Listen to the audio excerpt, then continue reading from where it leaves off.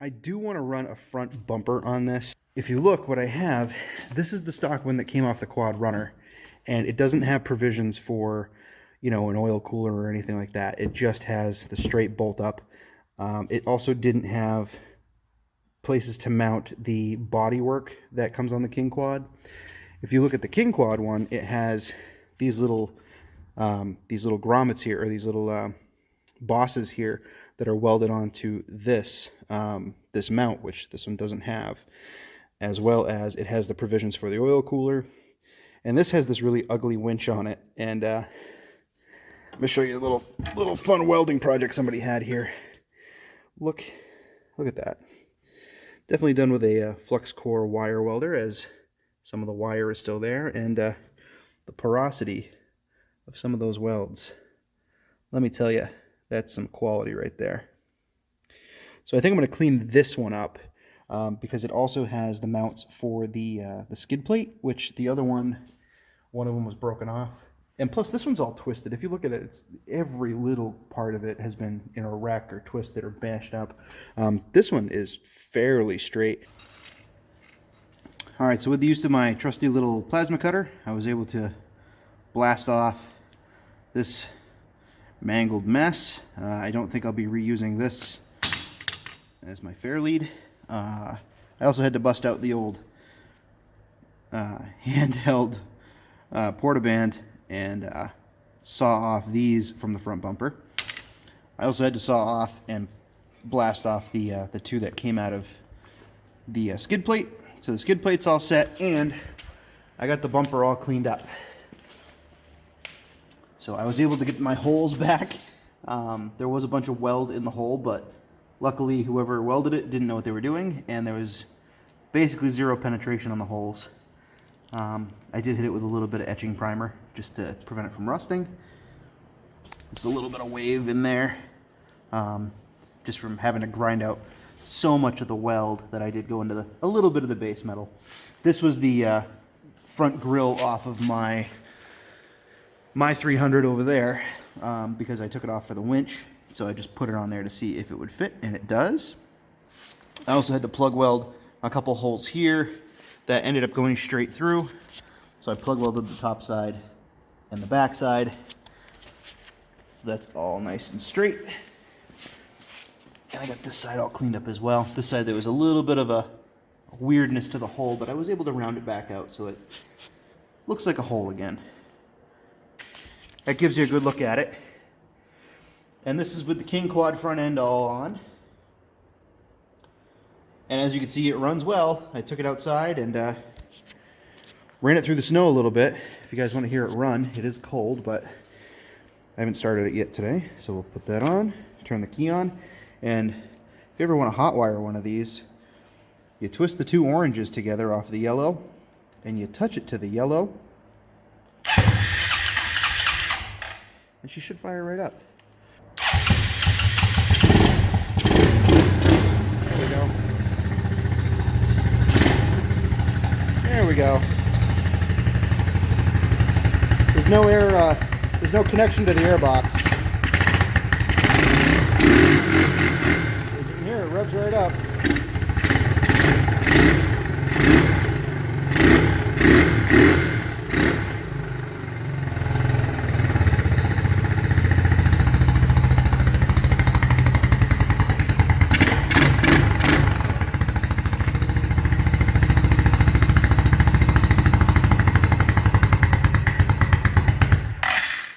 Very cold, too cold. And as you can see, I did booger weld my my rear frame back on. This is going to be because I actually want to have a bed go beyond where the seats are. I realized that if I put the seats in and had no frame back here, I'd have no way to attach anything back there. So I put that back on. Plus, it's kind of important that's on there because that's where the VIN plate is over here. So this is nice because it's still nice and out of the way, nice tucked up. This exhaust seems to be working out pretty well. It's not too loud. Yeah, not bad. I do have to take the muffler back off to do some finish welding back here, and then get the grinder in there and clean up all the slag and nonsense that I created. But She's unstoppable in the snow. Let me tell you, I had no problem going through some pretty decent snowbanks. Okay, so my idea for this is to take this little steel bushing, get that to fit around the steering shaft, stick the steel bushing inside this, weld it inside of here, and then have this surface to weld on to mount the actual steering column.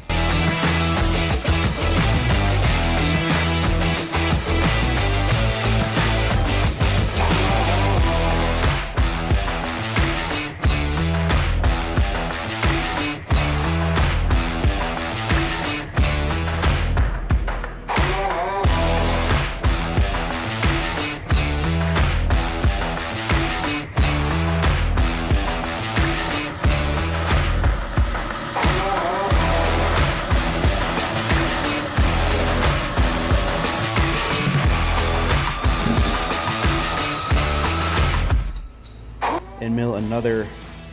I'm going to take the shaft. Now that this is milled to the shaft, I'm going to take the shaft and mill another like a circlip groove right here. All right, so just like that, we've got our snap ring installed.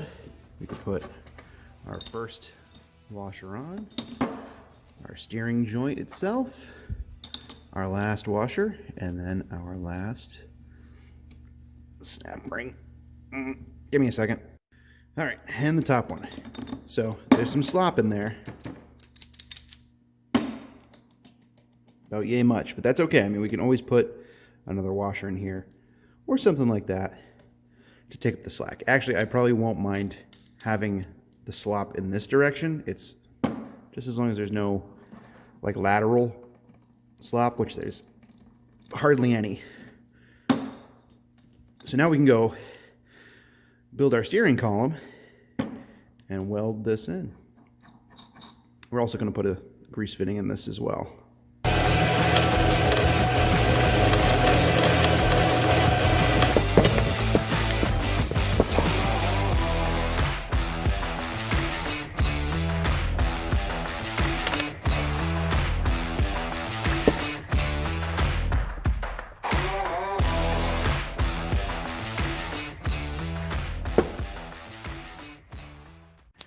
So when you're alone in the garage, you need to come up with some creative ways of mocking things up. So that is my steering wheel position. Kind of what you can see from the driver's seat where your head would be. And one big piece of string tied in about 100 different knots, looped from one of the rafters and centered up. So now I just have to build my steering column up to that steering wheel. And I put everything on jacks, so hopefully nothing will move. Barring an earthquake, hopefully the structure won't move. So yeah, we could start figuring out the whole column.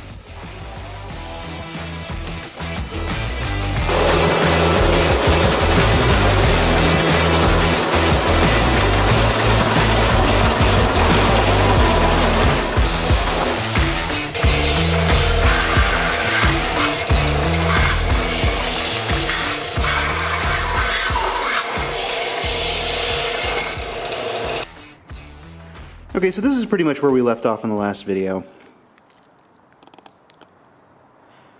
What I wanted to show you was this is basically a coupler for a power steering unit. I'll show you a quick little video here of it being put together and how it works. Finished up the wiring for the harness for the power steering, and I decided to throw it in here to see how it would work. So it's all kind of loosely mocked in here, right? I still haven't worked out the mounts for that yet. But right now, if I turn it off,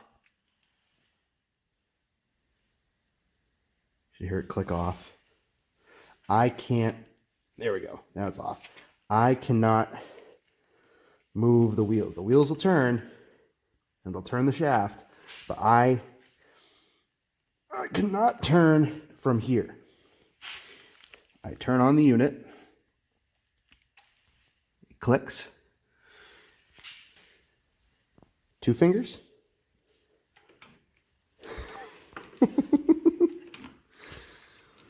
That is amazing. There's so much torque in that motor.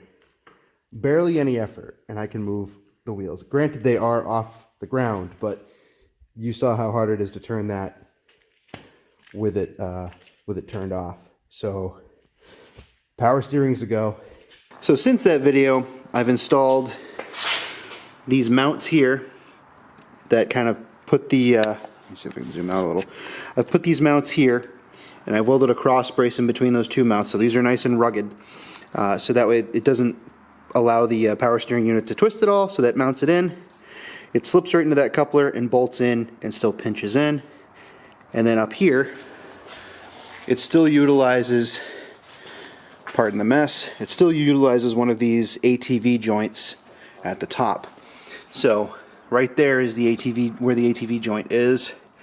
There's a roll pin that goes right through the main shaft of the steering box. This is, I believe, from a 2006 Saturn Vue. I believe the Chevy HHR and a bunch of those other ones still use the same unit. That is the number of the unit, Koyo Denso. What I have done is I've welded, or I have to finish welding, this kind of pitman arm to the top of it. I've worked out this cover here a little bit. This cover is to just kind of keep everything off the center of where the engine is, the airbox is, all that, just kind of, you know, so stuff doesn't fall through there. And so nobody accidentally touches the carburetor or anything like that while they're sitting in the quad. Took the gas tank out. I need to do some finish welding in here. There's some more finish welding that needs to happen on all this framework. I did put in the braces for the floor. As you can see, I came out with some 2-inch square tubing for basically for the floor, so it was easy enough to weld on and weld to, and to get my angles nice and straight. I have a couple pieces of 1-inch, actually I think this is 1.5 inches, this is 1-inch square tubing to recess the floor, and I made up a bunch of these little tabs that have nuts welded on the back. So all I have to do basically is, once I put the floor pans in, I can mark them all and just bolt them directly down into the framework here with some stainless hardware.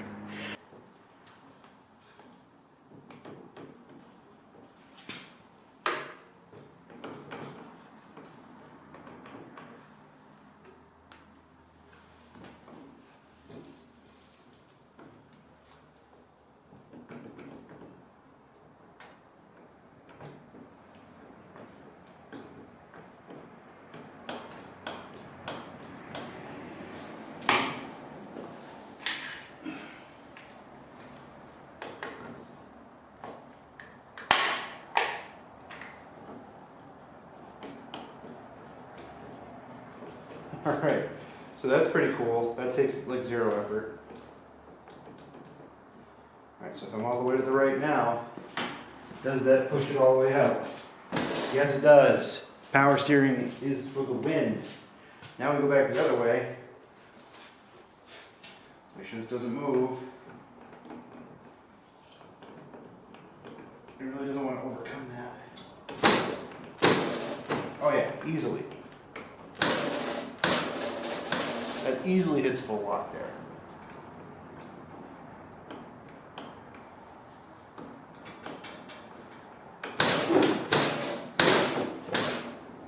That is no problem.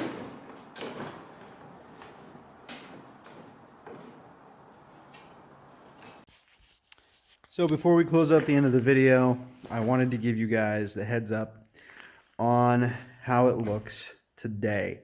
This is its kind of mocked up, tacked together state.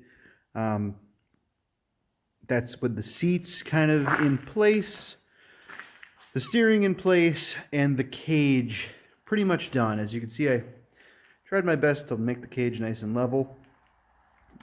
Support bars, there will be some extra, you know, cross bracing in here, cross bracing in the top, and maybe some cross bracing in this direction, just to prevent this from wiggling around. But it's pretty much welded to, or going to be welded to, the hoops that go around the back. The X bar in the back is welded to those hoops as well, and there's still plenty of room to get the seat pan in there to kind of hide the engine, the electronics, and everything like that. Some of the things I don't think you guys saw were the wrap finally finished and reassembled. This was that one that had all that cracked up Bondo on it. You know, it's nice and smooth. There is some fiberglass under there, but that's neither here nor there. It's the only way to really smooth it out. But came out pretty good. The edges look all right. Hopefully it holds up. There is a tail light that goes in that part, so it'll fill in the hole there. I did mount the top of the steering stem, the original steering stem that was up there, here, so I could mount my gauge cluster in this hole. The gas tank does go here, so it pretty much almost touches the gas tank. But there's that there. This is my hand controls, the starter, the high beams, the choke, and the parking brake. So this is all here. This is the only thing that will be running the rear brakes. I hardly use the rear brakes anyway, so even if I have to reach up and grab this is okay. All the shifters are as they were. All those will be ended up routed in front of the shifters and down back. I did mount up the four-wheel drive, so I took an extra handle and basically just mounted it. So this is two-wheel drive, this is four-wheel drive, and that's locked differential four-wheel drive. So just leave it back there when it's not in use. I may put a detent on that, or just, I think I have to space out, yeah, there's some room in there. So I have to space out the, it's hard to see, there's about that much space in there, so I might put a couple of plastic washers in there just to add a little bit of pressure when I go to actually tighten this down. I don't have the fenders on the back here, just because I'm trying to clean up some of the brakes and forward controls. So in the next video, we should be getting this thing all the controls it needs to actually drive. It's going to need its gas pedal, brake pedal, and that's pretty much it. Finish welding it, bolt the floors in, and we're going to take it for a test drive. I can't wait. I love the way it looks. It's a mini little truck buggy, side by side, and I couldn't be happier with it. It's really coming out the way I wanted it to. So yeah, thanks for watching. Hit that like button, subscribe if you like what's going on here, if you want to catch what's going on next with the buggy, and we'll see you on the next one.